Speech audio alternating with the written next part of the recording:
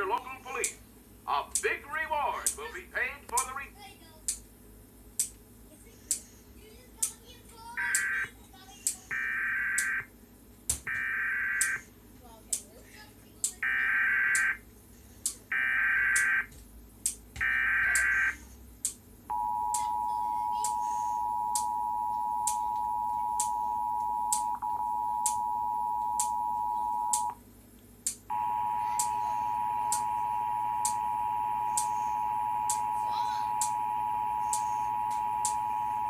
This is a test of the emergency alert system.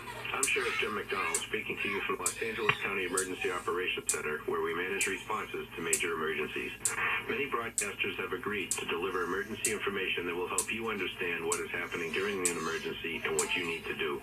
When you hear or receive a real EAS warning or alert via broadcast like this, phone, text, or email, you should immediately tune to one of those local radio or TV stations for more on what you need to do to protect your life and property. This concludes this test.